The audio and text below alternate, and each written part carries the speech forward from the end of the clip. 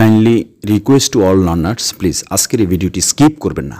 আপনি যদি খুব সহজে এবং খুব দ্রুত আরবিতে কথা বলা শিখতে চান, আমি কিছু কৌশল ধরিয়ে দিব এবং খুবই গুরুত্বপূর্ণ 10টি শব্দ নিয়ে আজকের এই ক্লাসটি তৈরি করেছি। স্পেশালি যারা নতুন আরব প্রবাসী ভাই আছেন, ইভেন ইন ফিউচারে যারা বিভিন্ন আরব দেশে অবস্থান করবেন, আজকের এই ক্লাসটি আপনার জন্য অত্যন্ত গুরুত্বপূর্ণ। সুপ্রিয় শিক্ষার্থী, ওয়েলকাম ব্যাক। আসসালামু আলাইকুম, কেমন আছেন? আমি জানি আপনারা অনেক ব্যস্ত আছেন। এই ব্যস্ততার মাঝেও নিজেকে ভালো রাখতে পেরেছেন, আল্লাহ পাক রব্বুল আলামিন ভালো রেখেছেন, সো আলহামদুলিল্লাহ। দর্শক, আমরা শুরু করতে পারি আজকের এই ক্লাসটি। মাত্র 5 মিনিটের ভিতরে I will finish today's video within the 5 minutes, ঠিক আছে? So you should stay with me ইনশাআল্লাহ উইথ দ্য পেশেন্ট। ধৈর্য সহকারে আমার সাথে থাকবেন। এই যে আমি পেশেন্ট বলেছি না, পেশেন্ট মানে কি ধৈর্য, এটারও একটা আরবি শব্দ আছে, দেখেন। সবুর মানে হচ্ছে ধৈর্য, সবুর মানে কি ধৈর্য। তো আমি একটু ক্লাসের বাইরে যাচ্ছি, আসলে আমি চাচ্ছি আমার মন থেকে আপনাদেরকে বোঝানোর জন্য। তো আমার ক্লাসের মাধ্যমে যদি শিখতে চান তাহলে আমার সাথে থাকবেন, না হলে শেয়ার দিয়ে আপনার ফেসবুকে রেখে দেবেন। এই যে বলেছেন সবুর, মনে করেন কোনো একজন ব্যক্তি বেশি কথা বলতেছে। বেশি মানে কি, দেখেন ওয়াজেদ। আমরা শুধু শব্দের সাথে শব্দ মিলিয়ে মনের ভাব প্রকাশ করব, ওকে, উইদাউট গ্রামাটিক্যাল সিস্টেম। যেমন হচ্ছে জেহাদা কালাম, জেহাদা মানে বেশি, ওয়াজেদ মানেও বেশি, জেহাদা মানেও বেশি। অথবা গিরগির মানে হচ্ছে বেশি কথা বলা। কোনো একজন ব্যক্তি বেশি গিরগির করতেছে, লেশ গিরগির শুয়ে সবুর। লেশ মানে কেন, গিরগির মানে বেশি কথা বলা। তাহলে লেশ গিরগির, বেশি কথা বলতেছ কেন, বা বেশি কথা বলতেছেন কেন? সোয়া সবুর, একটু ধৈর্য ধরুন। সোয়া মানে একটু, অল্প, সোয়া মানে আস্তে। সোয়া সবুর, একটু ধৈর্য ধরুন। দর্শক, তাহলে কি বুঝতে পেরেছেন এখানে? দেখেন আমরা জাস্ট কি করেছি, আমরা জাস্ট শব্দের সাথে শব্দ মিলিয়ে আমরা বাক্য তৈরি করেছি। আচ্ছা, এরপরে আমরা আজকের ক্লাসে যে শব্দগুলো লিখেছি সেগুলো হচ্ছে যে মুমকিন। মুমকিন মানে হচ্ছে সম্ভবত। মুমকিন মানে কি, সম্ভবত। ইকাব মানে হচ্ছে শাস্তি। সাহল মানে সহজ। সাহেব মানে কঠিন। কিদা মানে হচ্ছে এলোমেলো। আবার মিন্নি, মিন্নি যদি 2 বার বলেন এদিক ওদিক বুঝায়। ওয়াসাক মানে হচ্ছে ময়লা। মাছে মানে মোছা, কোনো কিছু মোছা, এমন ক্ষেত্রে আমরা বলবো মাছে। আর হারওয়েল মানে দৌড়ানো। হারওয়েল মানে কি, দৌড়ানো। যেমন আপনি কাউকে বলতেছেন হারওয়েল, হারওয়েল, দৌড়াও দৌড়াও। আবার ইমসি, হাঁটা। ইমসি মানে কি, হাঁটা।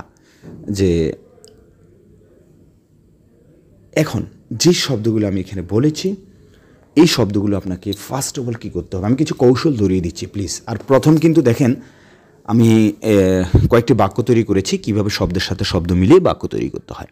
প্লিজ কথাগুলো শুনবেন। এই শব্দগুলো আমরা যখন মুখস্থ করব, মনে রাখবেন, আপনি যতই ব্রিলিয়ান্ট হন না কেন, যতই মেধাবী স্টুডেন্ট হন না কেন, মেধা ভালো থাকুক না কেন, আপনার নতুন নতুন যে কোনো জিনিসই আপনার কাছে কঠিন মনে হবে।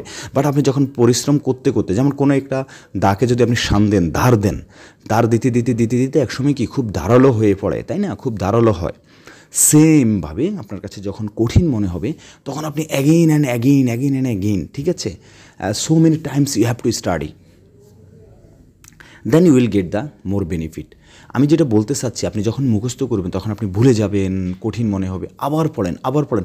যখন 10টি শব্দ আপনি পড়া শুরু করবেন, তখন এই 10টি শব্দ প্রপারলি মুখস্থ হওয়া না পর্যন্ত অন্য শব্দতে যাবেন না। না হলে আপনি যখন স্পিকিং করবেন আপনি ভুলে যাবেন, ঠিক আছে? যেমন নিজে নিজে ট্রাই করবেন। যেমন একটু আগে আপনি মুখস্থ করেছেন বা আমি বলেছি, ধরে নেন মুখস্থ হয়েছে আপনার, সম্ভবত নিজে নিজে ট্রাই করেন, চোখ বন্ধ করে হাঁটতে, চলতে, ফিরতে, হ্যার অ্যান্ড দেয়ার, ঠিক আছে, এদিক সেদিক যখন যাবেন। যেমন সম্ভবত, সম্ভবত কি বলেছি, মুমকিন, মুমকিন, ওকে।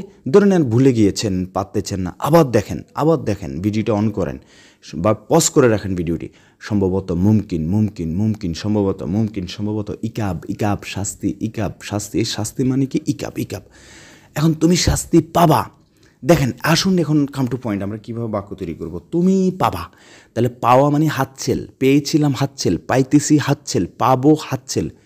এখন আপনার প্রশ্ন, ভাই অতীত, বর্তমান, ভবিষ্যৎ, শুধু আপনি কি বলতেছেন এগুলো আলতু ফালতু কথা, তাই না? হাতছেল মানে পাওয়া, হাতছেল মানে পেয়েছি, হাতছেল মানে পাবা। ভাই ঠিক আছে, আপনি উইদাউট গ্রামাটিক্যাল সিস্টেমে যখন আঞ্চলিক ভাষায় কথা বলবেন, তখন একই শব্দ দিয়ে কখনো অতীত, কখনো বর্তমান, ভবিষ্যতে বোঝানো হয়ে থাকে। সো আমি কি বলতে চেয়েছি এখানে, আমি বলতে চেয়েছি তুমি পাবা, তুমি শাস্তি পাবা কিন্তু, তাই না?